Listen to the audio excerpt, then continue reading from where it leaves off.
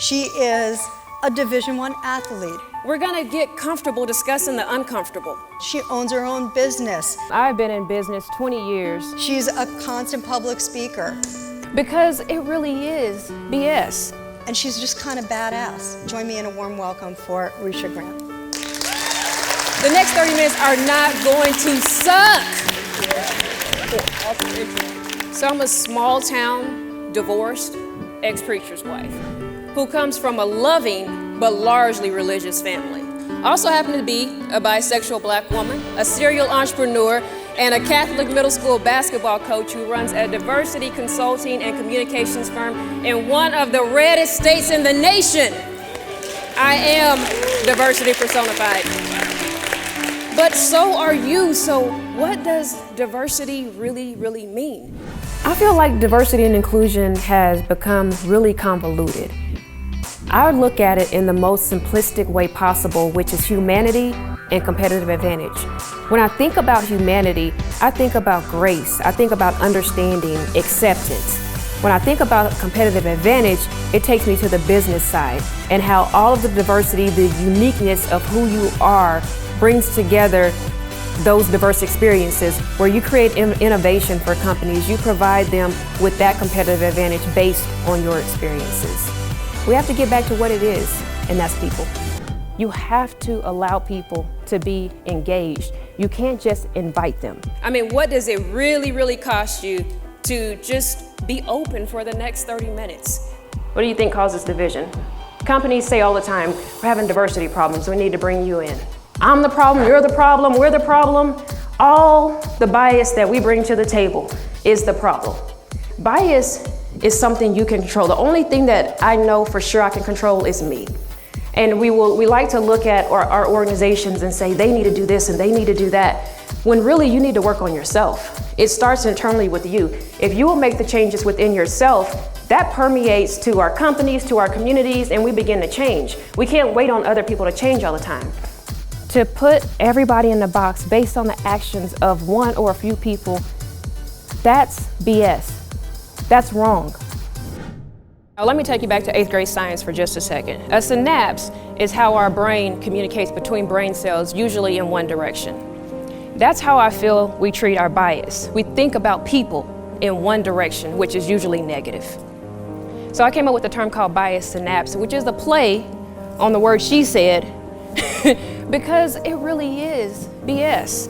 Diversity is usually presented as this huge, complicated concept. I just don't see it that way. What I've learned is companies don't have diversity problems. They have people problems.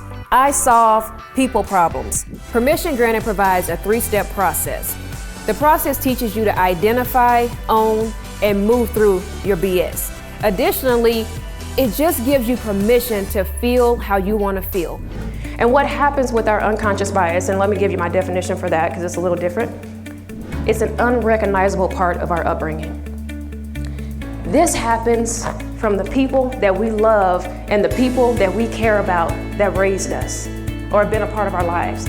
When you learn about that stuff from people that you love and that you care about, you don't really question it too much. You know, I was taught, listen, when you're around white people, you need to dress better, speak better, you need to know more.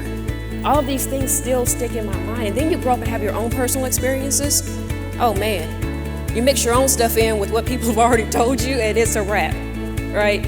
You have this distrust. Wrong or right, it's there. Stick with me here. Some of you may be thinking, man, what is up with her? She has a lot of problems. I might. I did Ancestry DNA a few months ago. Oh man.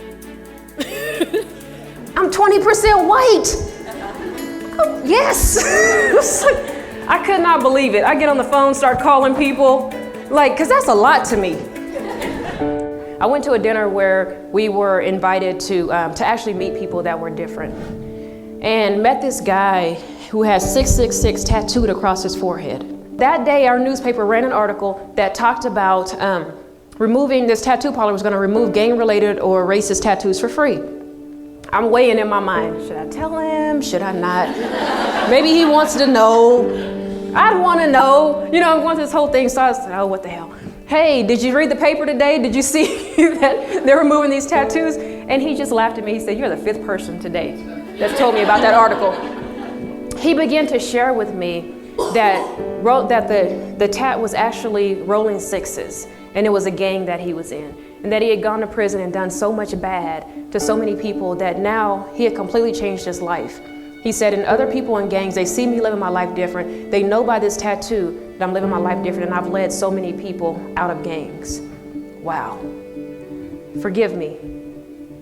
Forgive me. You know, it's like I made an assumption about you guys. And he's like, you're right, it's a high price to pay. And my kids have asked me to get rid of this tattoo. He said, but I think I owe this. And so, and I kept thinking, man, but you could get it right here and it'd be just as effective, right? Again, his business, not mine. But I just thought, man, I know you guys are wondering, like, where do you hang out? But yeah. So what I did with the transgender woman is that I asked her to go to lunch. And I spent 2 hours and said, hey, I just have questions. And it was not her responsibility to share that with me. It was not her responsibility to school me or educate me. But most people are willing to talk if you'll just take the chance to get to know them. When I started to play basketball, I absolutely hated it. Hated everything about basketball. But I had my older cousins that made me play. Well, I had one older cousin that began to take notice, saw me practicing.